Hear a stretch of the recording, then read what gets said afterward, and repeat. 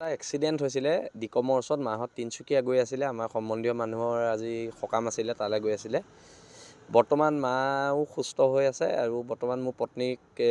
CT scan কৰোৱা হ'ল city স্কেনৰ পিছতো তেওঁক ডক্টৰে সুস্থ বুলি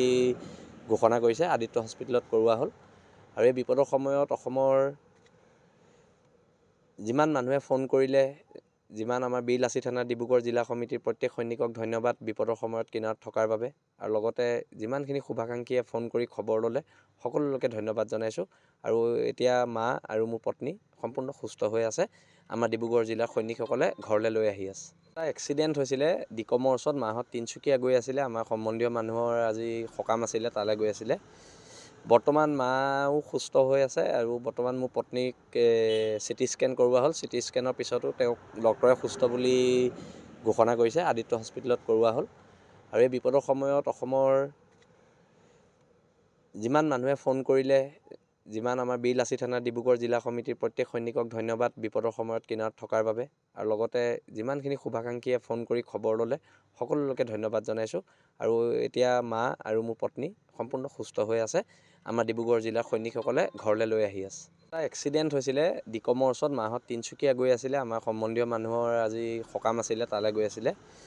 বৰ্তমান মাও সুস্থ হৈ আছে আৰু বৰ্তমান মোৰ পত্নীক চিটি স্কেন কৰোৱা হ'ল চিটি স্কেনৰ পিছতো তেওঁক ডক্টৰে সুস্থ বুলি ঘোষণা কৰিছে আদিত্য হস্পিটেলত কৰোৱা হ'ল আৰু এই বিপদৰ সময়ত অসমৰ যিমান মানুহে ফোন কৰিলে যিমান আমাৰ বীৰ লাচিত থানা ডিব্ৰুগড় জিলা সমিতিৰ প্ৰত্যেক সৈনিকক ধন্যবাদ বিপদৰ সময়ত কিনাৰত থকাৰ বাবে আৰু লগতে যিমানখিনি শুভাকাংক্ষীয়ে ফোন কৰি খবৰ ল'লে সকলোকে ধন্যবাদ জনাইছোঁ আৰু এতিয়া মা আৰু মোৰ পত্নী সম্পূৰ্ণ সুস্থ হৈ আছে আমাৰ ডিব্ৰুগড় জিলাৰ সৈনিকসকলে ঘৰলৈ লৈ আহি আছে এটা এক্সিডেণ্ট হৈছিলে ডিকমৰ ওচৰত মাহঁত তিনিচুকীয়া গৈ আছিলে আমাৰ সম্বন্ধীয় মানুহৰ আজি সকাম আছিলে তালৈ গৈ আছিলে বৰ্তমান মাও সুস্থ হৈ আছে আৰু বৰ্তমান মোৰ পত্নীক চিটি স্কেন কৰোৱা হ'ল চিটি স্কেনৰ পিছতো তেওঁক ডক্টৰে সুস্থ বুলি ঘোষণা কৰিছে আদিত্য হস্পিটেলত কৰোৱা হ'ল আৰু এই বিপদৰ সময়ত অসমৰ যিমান মানুহে ফোন কৰিলে যিমান আমাৰ বীৰ লাচিত থানা ডিব্ৰুগড় জিলা সমিতিৰ প্ৰত্যেক সৈনিকক ধন্যবাদ বিপদৰ সময়ত কিনাৰত থকাৰ বাবে আৰু লগতে যিমানখিনি শুভাকাংক্ষীয়ে ফোন কৰি খবৰ ল'লে সকলোকে ধন্যবাদ জনাইছোঁ আৰু এতিয়া মা আৰু মোৰ পত্নী সম্পূৰ্ণ সুস্থ হৈ আছে আমাৰ ডিব্ৰুগড় জিলাৰ সৈনিকসকলে ঘৰলৈ লৈ আহি আছে এটা এক্সিডেণ্ট হৈছিলে ডিকমৰ ওচৰত মাহঁত তিনিচুকীয়া গৈ আছিলে আমাৰ সম্বন্ধীয় মানুহৰ আজি সকাম আছিলে তালৈ গৈ আছিলে বৰ্তমান মাও সুস্থ হৈ আছে আৰু বৰ্তমান মোৰ পত্নীক চিটি স্কেন কৰোৱা হ'ল চিটি স্কেনৰ পিছতো তেওঁক ডক্টৰে সুস্থ বুলি ঘোষণা কৰিছে আদিত্য হস্পিটেলত কৰোৱা হ'ল আৰু এই বিপদৰ সময়ত অসমৰ যিমান মানুহে ফোন কৰিলে